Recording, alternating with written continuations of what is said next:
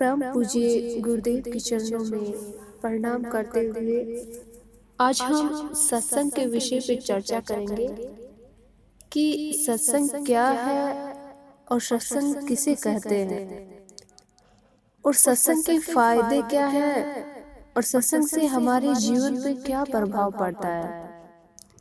कुछ लोग सत्संग सुन के जाते हैं। अधिकतर लोगों से काफी लोग ऐसे सवाल करते हैं कि आप लोग सत्संग सुनने जाते हैं, उस सत्संग से आपको मिलता क्या है, आपको किस चीज की प्राप्ति होती है कि आप हर दिन सत्संग सुनते हैं, संतों को बुलाते हैं, उनके पास जाते भी हैं, सत्संग भी सुनते हैं, तो उससे आपको क्या फायदा मिलता है।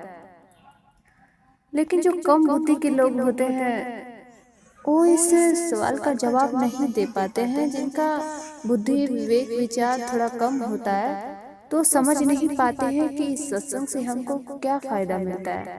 हालांकि बहुत से लोग आते हैं, सत्संग सुनते हैं, सुन के चले भी जाते हैं, लेकिन उनको ये नहीं पता होता है कि हम सुन रहे हैं लेकिन उसका हमको फायदा क्या मिल रहा है। और आप ये भी देखते होंगे संसार में कि जहाँ फायदे वाली बात होती है वहीं पे अधिक भीड़ लगती है, वहीं पे अधिकतर लोग वहाँ पे जमा होते हैं, इकट्ठे होते हैं जहाँ फायदा होता है। लेकिन जहाँ सत्संग हम सुनते हैं वहाँ तो हमको कुछ दिखाई ही नहीं दे रहा है कि हमको यहाँ से कुछ मिल रहा है, कोई फायदा नहीं हो रहा।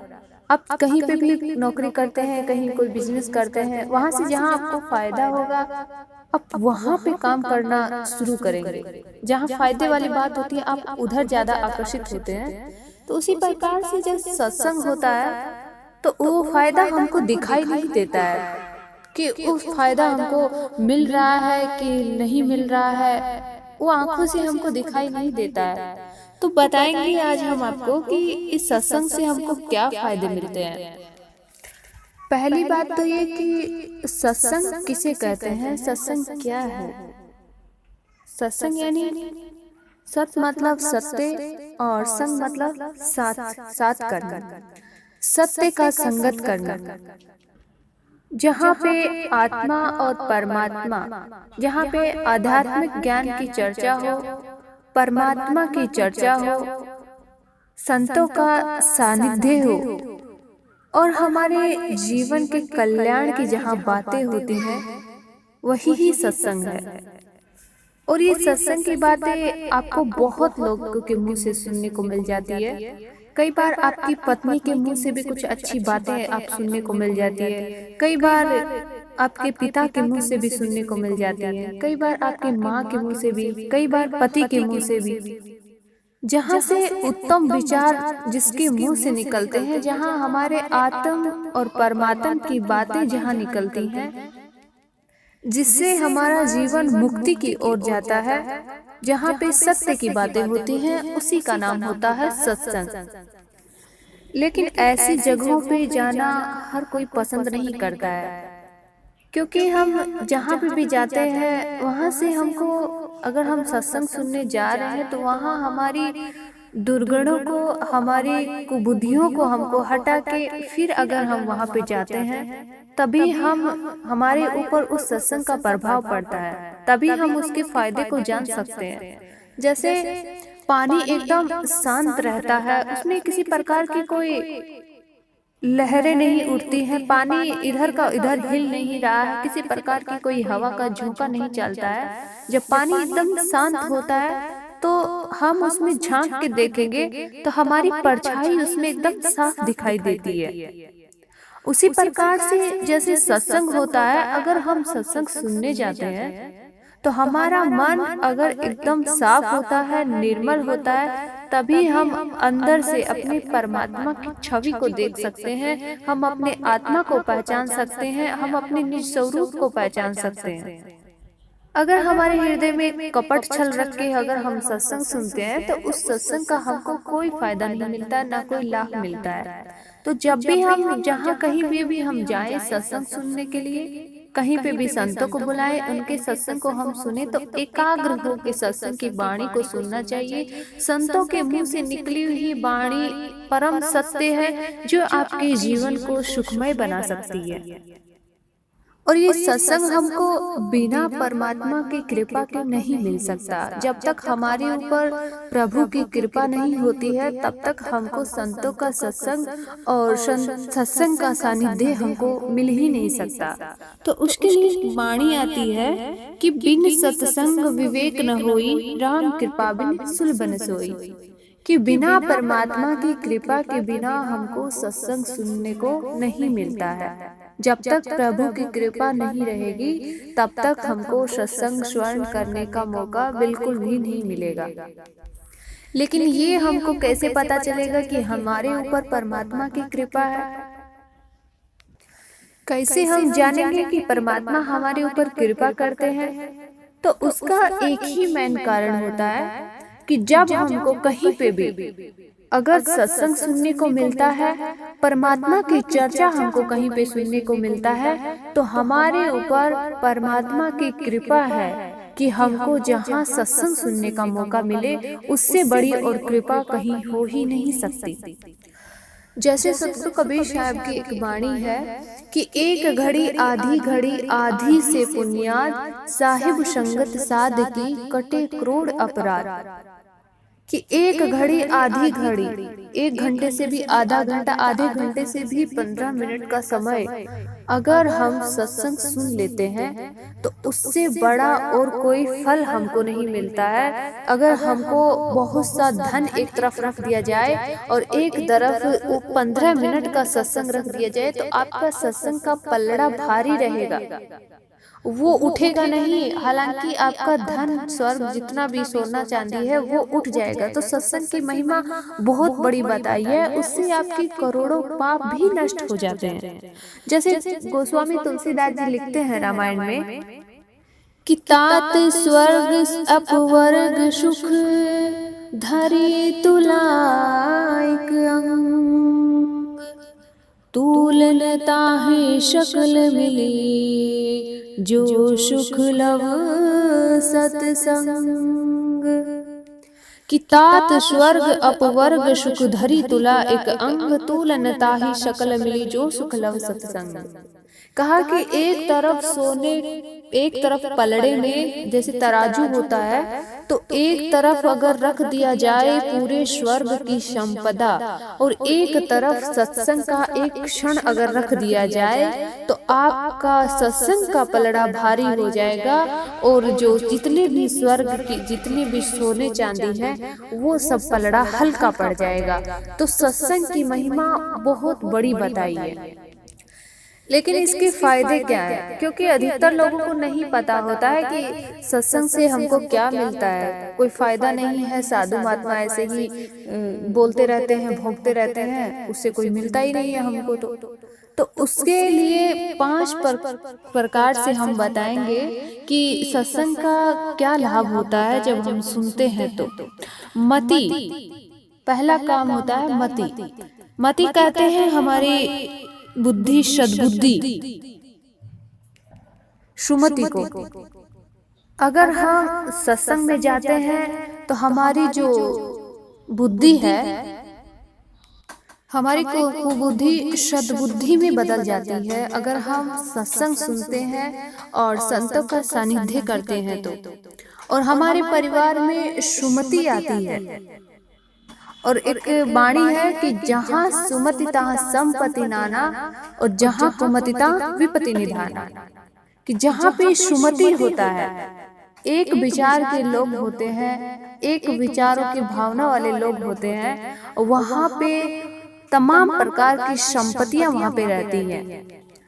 वहाँ पे दरिद्रता नहीं आती है, धन की कमी नहीं होती है, एक दूसरे के प्रति परस्पर प्रेम रहता है। और जहाँ पे कुमति आ जाती है वहाँ पे मनों में बदलाव हो जाता है, विचारों में भेदभाव हो जाता है, मनमुटाव हो जाते हैं। तो वहाँ पे तमाम प्रकार की कुमति आ जाती है, अनेक प्रकार की कठिनाइयाँ और समस्या आ जाती है। इसलिए पहला फायदा होता है कि हमारा सत्संग सुनने से हमारी बुद्धि जो है वो सद्बुद्धि में बदल जाती है और कुमति का मार्ग छोड़ के हम सुमति के मार्ग पे चले जाते हैं। और हमारे परिवार में परस्पर प्रेम बना रहता है। जैसे कई बार एक चींटी होती है, उसको देखते होंगे आप लोग कि वो सब एक जो मिलजुल के रहती हैं, उनके बीच में कोई झगड़ा नहीं रहता है। कई बार देखते होंगे कि एक लाइन से उनका एक ही लाइन से वो जाती रहती है, उसी लाइन से कुछ चींटियां आती भी रहती हैं, लेकिन उनकी लाइन जो है वो टूटती नहीं है, बीच में एक ही लाइन पे वो चलती रहती है। उधर से सामने से कुछ ढोती रहती है, कुछ उनके मुंह में कुछ दाना तर प्रकार का रहता है कि उसी को लेके वो जाती रहती है, कुछ लाती रहती हैं। तो उनके अंदर परस्पर प्रेम रहता है। एक छोटी सी चींटी भी हमको ये शिक्षा देती है कि हम एक परिवार में रह के, एकजुट रह के, हम सुमति का अगर विचार, सुमति जैसा विचार हमारे अंदर आ जाए तो हम परिवार में भी प्रेम से, एक विचार से, एक मत होके हम एकजुट एक ही स्थान पे रह सकते हैं, अगर हमारे बीच में अगर सुमति हो जाए तो। लेकिन अधिकतर देखा जाता है कि लोगों के अंदर इतने भेदभाव, इतने परिवारों में फूट हो जाती है, भाई भाई से नहीं मिलती है, पति पत्नी के बीच में भी झगड़ा रहता है। तो उसका मेन कारण है कि उनको सत्संग सुनने को नहीं मिलता है, संतों का सानिध्य नहीं मिलता है। क्योंकि संतों का काम होता है कि हर एक जीव के अंदर प्रेम का उजागर करना और सबको कुमति के मार्ग से हटा के सुमति के मार्ग पे लेके जाना, उसकी मति को, उसकी बुद्धि को सद्बुद्धि में बदलना, यही संतों का काम होता है। और वहीं पे होता है जहाँ पे सत्संग होता है, और ये सत्संग संतों के सानिध्य से ही होता है। संतों के मुंह से निकली हुई वाणी ही एक सत्संग का प्रारूप होता है, जो हम सबको स्मरण करना चाहिए। ये था पहला फायदा, मति। दूसरा फायदा होता है कीर्ति। कीर्ति का मतलब होता है यश और मान सम्मान। अगर हम सत्संग सुनते हैं और संतों की कही हुई बातों का ग्रहण करके उनके बताए हुए मार्ग पे चलते हैं, तो हम अवश्य ही संसार में मान सम्मान पाने के काबिल हो जाते हैं। जैसे अधिकतर लोग हम संसार में देखते हैं जो नशा व्यसन करते हैं, दारू, शराब, बीड़ी, सिगरेट, गुटखा, पान, तम्बाकू, जितने भी किसी भी चीज का नशा व्यसन करते हैं। तो एक तो उस बुद्धि के लोग होते हैं, और एक होते हैं जो सत्संग में जाते हैं और सत्संग के विचारों में रहते हैं, शुद्ध शाकाहारी, जिसको सज्जन पुरुष हम कहते हैं, दुर्जनों को छोड़ के और अपने अंदर शुद्ध भावों से रहते हैं। तो एक तो वो लोग संसार में जीते हैं, और एक दूसरी तरफ को बुद्धि वाले लोग रहते हैं। तो उन दोनों में अंतर होता है कि ज्यादा मान सम्मान किसको मिलता है। जो अधिक विचारवान व्यक्ति होता है उसी को संसार में लोग सम्मान भी देते हैं, लेकिन जो शराबी होता है, गंजेड़ी होता है, उसको दुनिया उसकी बातों पे यकीन ही नहीं करती, उसको कोई मान सम्मान नहीं देता है। लेकिन जो अच्छे विचार वाले व्यक्ति होते हैं, जो सत्संग से जुड़े होते हैं, उन लोगों को संसार का हर एक व्यक्ति मान सम्मान की दृष्टि से देखता है। और ऐसे व्यक्ति की कीर्ति चारों तरफ फैलती है। जैसे भगवान श्री राम थे, वो वन में रह के साधु संतों के सेवा भाव उन्होंने किया, तो संतों के सानिध्य में रह के आज वो पूरे संसार में नाम कमा गए। लेकिन जो सोने की लंका में रहने वाले रावण थे, वो तो एकदम मिट्टी में मिल गए, क्योंकि उन्होंने अपने जीवन में कभी सत्संग नहीं सुना था, कभी संतों का सानिध्य नहीं किया था। तो ऐसे रावण को आज दुनिया जब भी याद करती है तो गलत कार्यों के कारण ही उसको याद करती है। किसी व्यक्ति को अगर गलत विचार है तो हम उसको रावण की उपाधि दे देते हैं, लेकिन जो अच्छे विचार वाले व्यक्ति होते हैं, हम उनको तुरंत कह देते हैं कि इसका स्वभाव राम की तरह है। क्योंकि व्यक्ति का, अगर मनुष्य जब भी बिगड़ता है तो उसके कई कारण होते हैं। अगर गलत लोगों का सानिध्य करता है तो उस मनुष्य के स्वभाव, वाणी, चरित्र बिगड़ जाता है, व्यवहार बिगड़ जाते हैं, उसके कर्म बिगड़ जाते हैं। अगर गलत व्यक्ति का सानिध्य कर लिया तो, अगर वो अच्छे व्यक्ति का सानिध्य करता है तो उसके स्वभाव में भी परिवर्तन हो जाता है।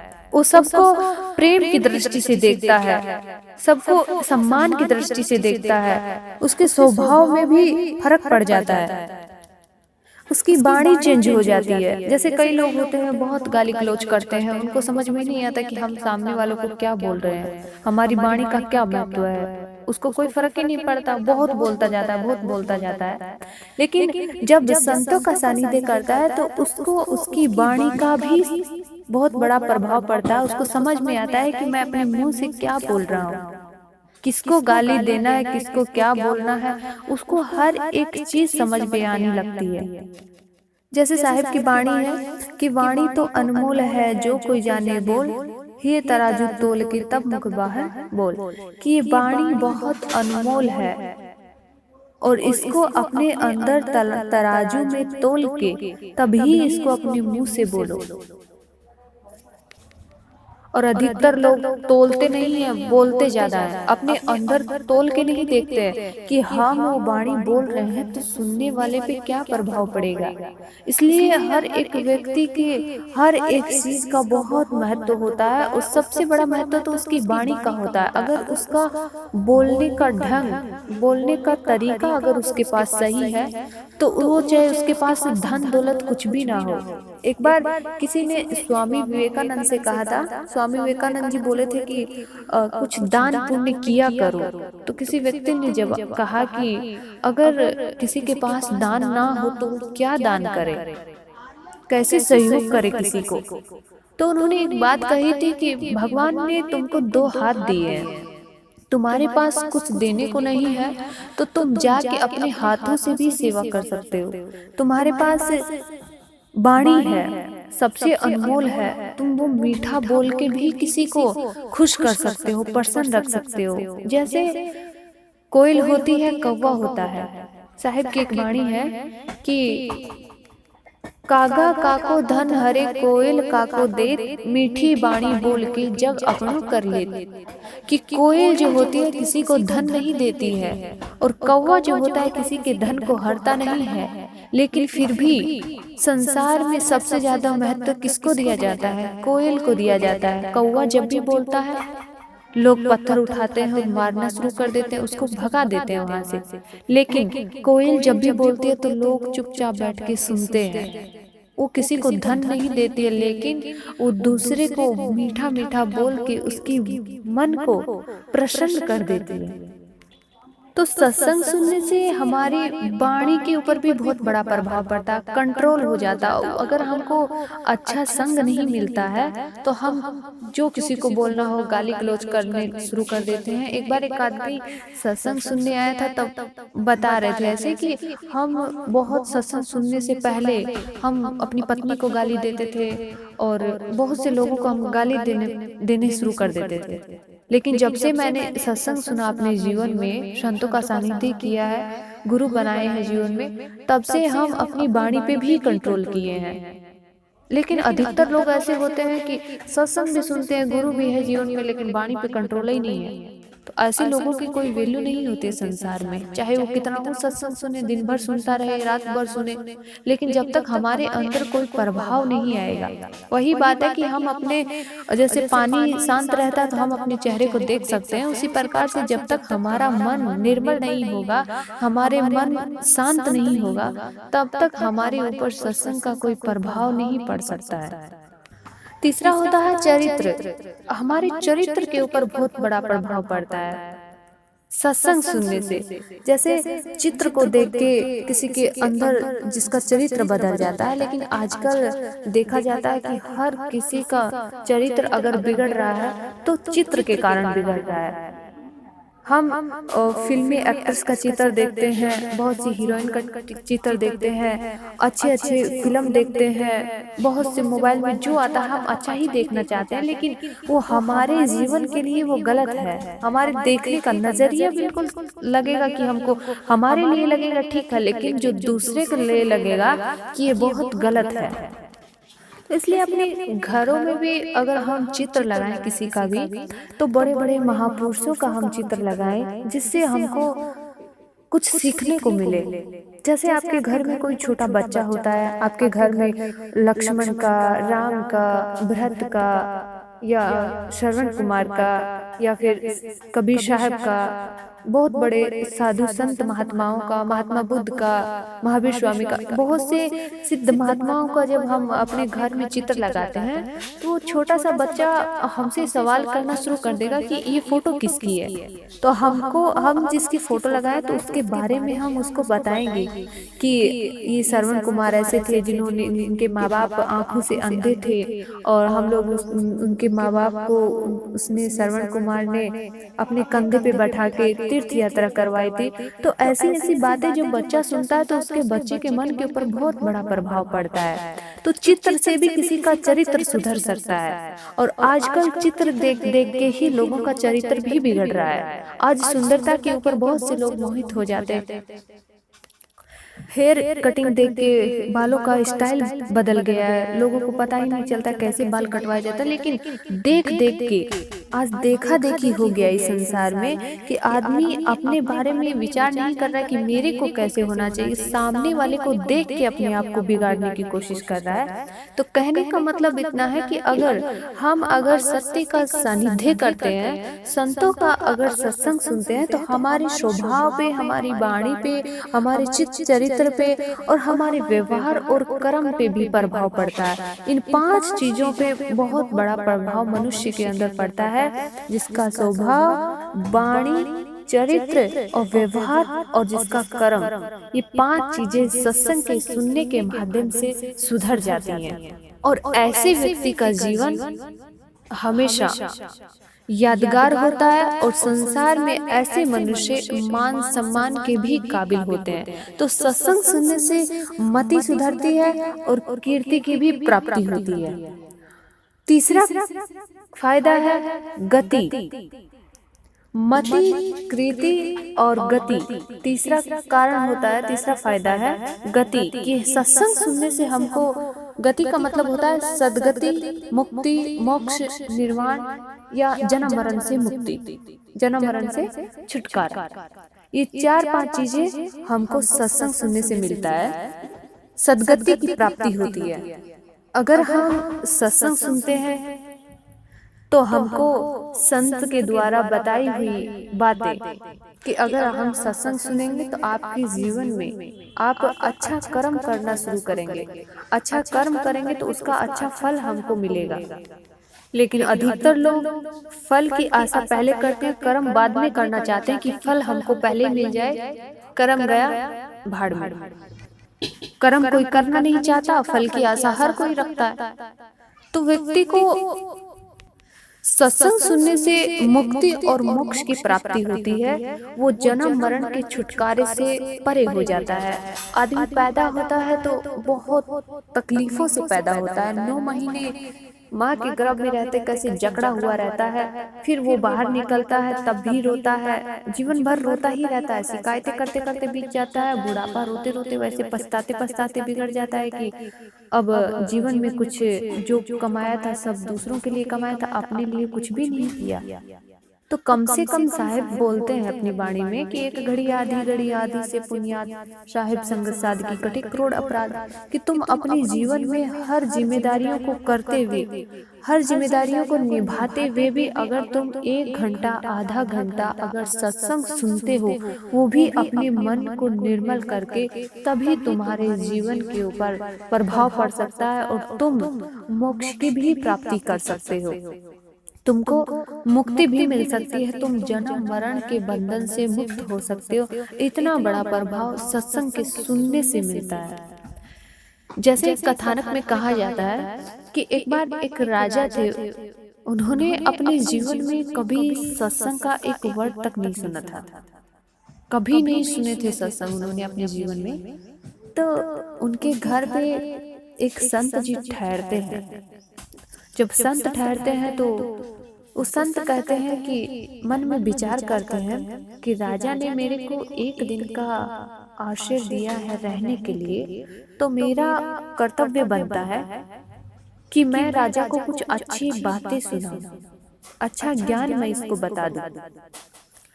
तो संत जी राजा को कहते हैं कि आपने मेरे को रहने के लिए स्थान दिया है, विश्राम करने के लिए जगह दी है, तो मैं चाहता हूँ कि आप मेरे लिए सिर्फ 5 मिनट का समय निकाल सकते हैं। मैं 5 मिनट अपना सत्संग आपको सुना के फिर चला जाऊंगा।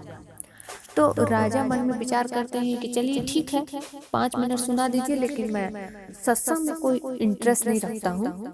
मेरे को सत्संग में कोई बातें सुनने में मेरे को कोई फायदा नजर नहीं आता, मेरे को कुछ अच्छा नहीं लग रहा है।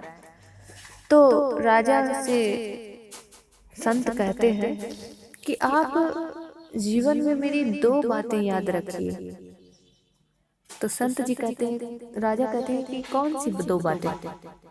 तो संत कहते हैं कि एक तो सुबह उठना, जल्दी उठना। उन्होंने पूछा कि आप डेली उठते कितने बजे हैं? तो उन्होंने कहा कि मैं तो 8 बजे, 7 बजे, 8 बजे, 9 बजे, टाइम का कोई फिक्स नहीं है, जब इच्छा करता है तब उठ जाता हूँ। तो संत जी कहा कि आप 4 बजे उठेंगे और नदी के तट पे डेली स्नान करने जाएंगे, 4 बजे उठ के भोर में। ये बात मेरी गांठ बांध लीजिए, आपको ये डेली करना पड़ेगा। तो राजा कहता है कि ठीक है, इससे मेरे को क्या मिलेगा? तो कहा कि मिलेगा नहीं, लेकिन सुबह उठने से और सुबह उठ के जल्दी स्नान करने से हमारा मन हमेशा प्रसन्न रहता है। ये बात संत जी कहे राजा से। तो राजा बोले कि ठीक है, कर लेंगे। तो जब दूसरा दिन हुआ तो राजा मन में विचार करता है कि संत ने कहा था एक दिन करके देखते हैं। तो संत जाते हैं और नदी के किनारे, और जब स्नान करने लगते हैं तो नदी में एक बगुला बैठा रहता है। वो बगुला एक टांग ऊपर के रहता है और एक टांग खड़ी करके रखता है, क्योंकि बगुआ बहुत तेज होता है, बहुत उसकी बुद्धि तेज होती है। वो क्या करता है कि जो ही वो सोचता है कि मछली अंदर आएगी, वो एक पाँव ऊपर रखता है और सोचेगा कि अगर पाँव को पहले अगर दोनों डाला रहूंगा तो पाँव को जो उठाऊंगा तो मछली पानी का हलचल देख के भाग जाएगी वहां से। तो वो क्या करता है कि एक पाँव ऊपर रखता है और एक पाँव जो ही मछली आएगी तो चोंच को और पाँव को दोनों साथ में रखेगा तो मछली पकड़ के उड़ जाएगा। तो ये बगुले की चतुराई होती है। तो वो क्या कहता है कि एक टांग ऊपर रखता है, एक टांग अपने पानी में रखता है। तो उसी नदी के किनारे संत जी जाते हैं नहाने के लिए, सॉरी क्या बोलते हैं उनको, राजा जाते हैं नहाने के लिए। और उसी नदी के किनारे एक संत बैठे तपस्या कर रहे थे। तो वो उस बगुए को देख के एक साखी बोलते हैं, संत बोलते हैं। और बगुआ का काम क्या होता है कि वो जो ही उसमें से मछली निकालता है और पत्थर के ऊपर अपनी चांच को घिसता है, चांच को घिसता है, अपनी चांच को साफ करता है कि मछली खा लिया तो चांच को धो लिया। जैसे लोग करते हैं ना कि खूब दारू शराब मुर्गा मांस मछली खाते हैं बढ़िया से, और खूब चंदन वंदन टीका उका लगा के सूट बूट में चलते हैं कि लगे कि बहुत बड़े तो सज्जन व्यक्ति हैं।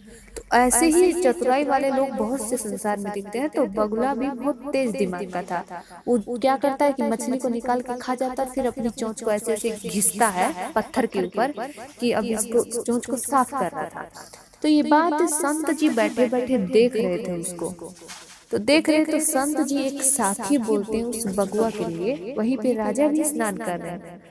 तो बगुए को कह रहे हैं कि घिसत घिसत घिसे रहे घिस घिस डारे पानी, जिहि कारण तुम घिसत हो वो कारण हम जाने। ये बात संत के मुंह से और बगुए को कह रहे हैं ये बात। तो राजा के कान में ये बात पड़ जाती है। और सुबह की बातें जब हम याद करते हैं, सुबह सुबह जो भी हम पढ़ाई करते हैं या फिर सुबह ध्यान करते हैं, सुबह का समय एकदम मतलब प्रकृति उस वक्त शांत रहती है, तो सुबह की बातें हमको बहुत जल्दी याद होती हैं। तो यही कारण था कि राजा को ये बात उसके कानों में पड़ जाती है और राजा उसी बात को बार बार दोहराई जाता है। वो घर पे आता है तो बार बार उसी बात को बोल रहा है कि घिसत घिसत घिसे रहे घिस घिस डारे पानी, जिहि कारण तुम घिसत हो वो कारण हम जाने। वही बात तो बगुए को कह रहे हैं कि हे बगुआ, मैं तेरी इस चांच के राज को जानता हूँ कि तू बार बार ये जो घिस रहा है, इस घिसे हुए राज को मैं जान रहा हूँ कि तू बार बार घिस के पानी डाल रहा है। घिसत घिसत घिसे रहे घिस घिस डारे पानी, जिहि कारण तुम घिसत वो कारण हम जाने। कि जिस कारण से तुम ये चोंच को बार बार घिस रहे हो वो कारण हम जानते हैं। ये बात संत जी कहते हैं। तो राजा को ये बात याद हो जाती है। अब उसी राजा की नगरी में उस राजा का एक नाई होता है जो उसका बाल बनाने जाता था। डेली राजा के यहाँ आता था और दाढ़ी बनाता था राजा की। दाढ़ी बनाता था तो उस गांव में, और एक जैसे विद्रोह लोग होते हैं, जैसे एक होता है बहुत धनी प्रकार के लोग होते हैं, तो उनके विद्रोही वाले लोग भी बहुत होते हैं। तो क्या किया कि राजा के दरबार में जब नाई जाता था तो नाई को एक वहां का एक मनुष्य मिला और उसे कहा कि तुम कहाँ जाते हो रोज रोज। तो कहा कि मैं राजा के दरबार में जाता हूँ। तो कहा राजा के दरबार में तुम क्या करते हो जाके। तो कहा राजा की दाढ़ी बनाता हूँ। तो कहा तुम राजा की दाढ़ी बनाते हो, जो राजा की दाढ़ी बनाता उसके घर में तो खाने पीने की ऐशो आराम की कोई कमी नहीं होगी। तो उसने कहा कि कमी तो महाराज मेरे पूर्वज भी वही काम करते आए हैं, मैं भी वही काम कर रहा हूँ। हम तो सुबह खा लेते हैं तो शाम की फिक्र हो जाती है, शाम को खा लेते हैं तो सुबह की फिक्र हो जाती है, हमारी स्थिति तो वही है। तो वो आदमी विचार करता है, उसको कहता है कि अगर तुम राजा की दाढ़ी काटते काटते अगर राजा का तुम गला काट दो तो राजा मर जाएगा, मैं वहां का राजा बन जाऊंगा, तो तेरे घर में किसी चीज की कमी नहीं आने दूंगा। और उस व्यक्ति ने जब ये बात कही तो उस व्यक्ति के अंदर लालच पैदा हो जाता है। लालच पैदा यही बात थी कि अगर सत्संग जो व्यक्ति नहीं सुनता उसका कर्म के ऊपर बहुत बड़ा प्रभाव होता है, उसका कर्म भी बिगड़ जाता है, तो उसकी कार्यशैली बिगड़ जाती है। वो क्या करता है कि वो राजा के पास जाता है और वो सोचता है कि राजा का गला तो बहुत मोटा है और मेरे पास ये जो काटने वाली दाढ़ी छिलने वाला बहुत पतला मोटा है, तो क्यों ना इसको थोड़ा घिस लेता हूँ। तो वो पानी डाल डाल के उसको घिस रहा था, तो घिसने की जो ही आवाज सुनी तो राजा के कानों में ये घिसने वाली बात जाती है और राजा उस साखी को दोहराता है जो बात संत ने कही थी। राजा बोलता है कि घिसत घिसत घिसे रहे घिस घिस डारे पानी, जिहि कारण तुम घिसत हो वो कारण हम जाने। ये बात राजा बोलते हैं। जब राजा बोलते हैं तो उसके कान में ये बात पड़ती है, नाई के कान में बात पड़ती है कि मैं इस चाकू को घिस रहा हूँ, और ये घिसने वाली बात राजा को कैसे पता चल गई। तो फिर एक बार के लिए तो वो इग्नोर कर देता, फिर उसके बाद घिसना स्टार्ट करता। फिर राजा उसी साकी को फिर दोबारा दोहराते हैं कि घिसत घिसत घिसे रहे घिस घिस डारे पानी, जिहि कारण तुम घिसत हो वो कारण हम जाने।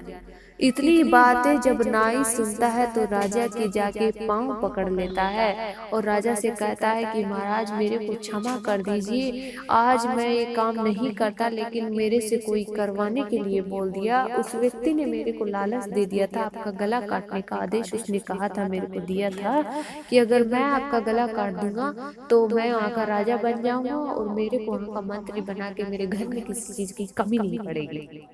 लेकिन राजा तो उस बात से वाकिफ, उसको तो पता ही नहीं था कि ये साखी तो वो ऐसे मन में गुनगुना रहा था, उसको वो जानता ही नहीं था कि नाई मेरा गला आज काट देता क्या।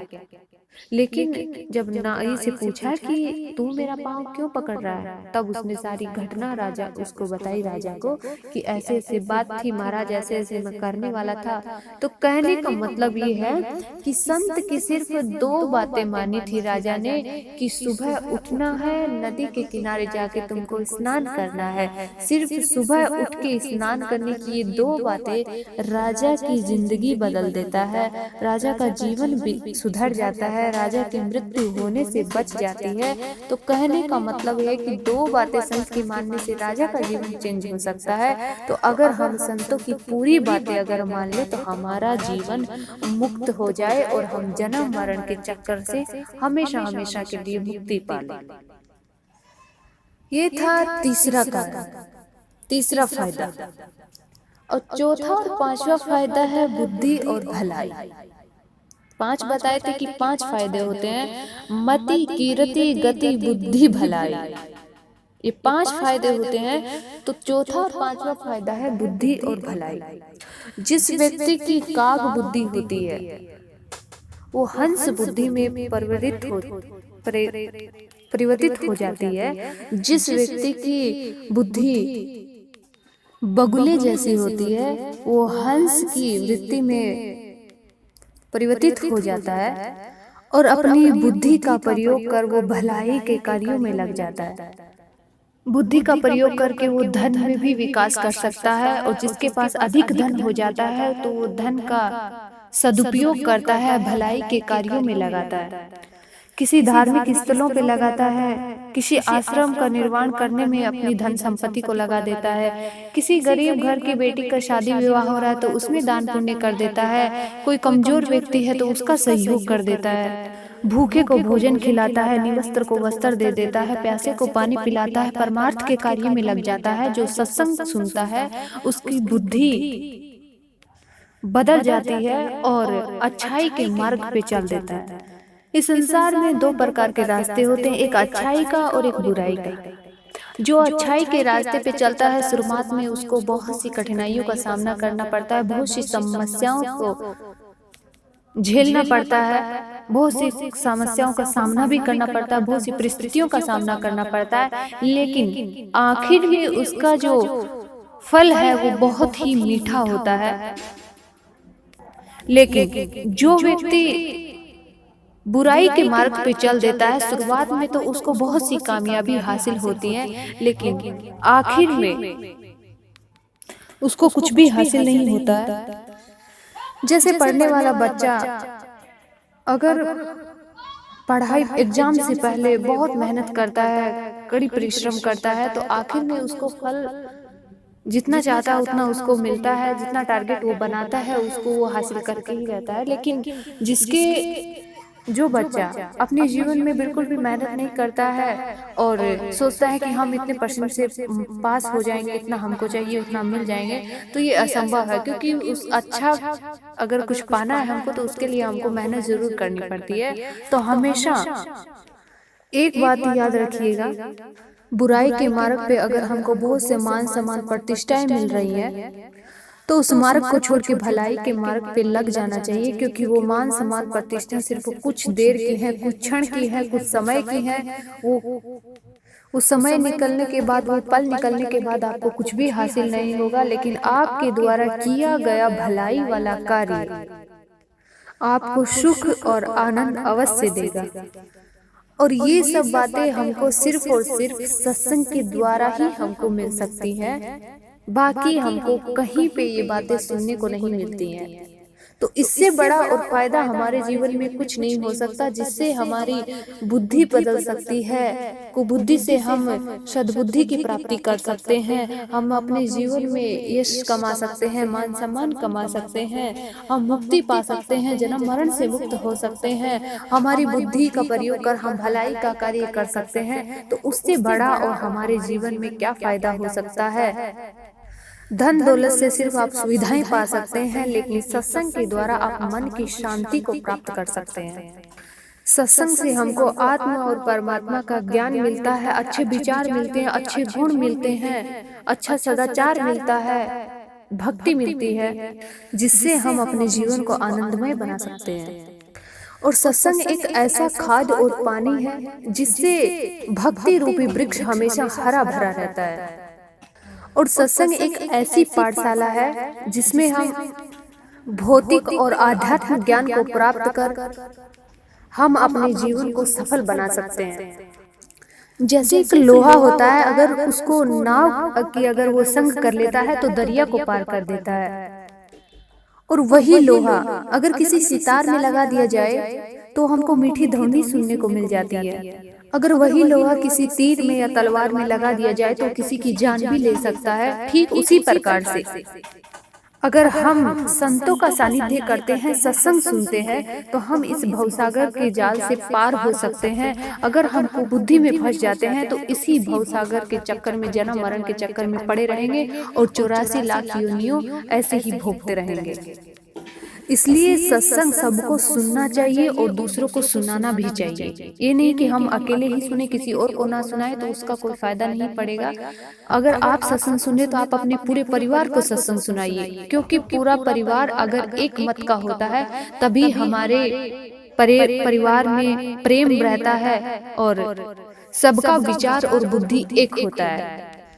तो ये थे सत्संग के फायदे। जब सत्संग सुनने से हमारे जीवन में इतने बदलाव आ सकते हैं, हमारा जीवन बदल सकता है, तो जीवन से बढ़ के कुछ भी नहीं है। धन तो हम कैसे भी करके कमा लेंगे, अगर जीवन हमारा अगर सही रहेगा तो हमारे धन का भी विकास होगा, हमारे विचारों में भी शुद्धता आएगी। और इसलिए सत्संग सुनिए और अपने जीवन को धन्य बनाइए।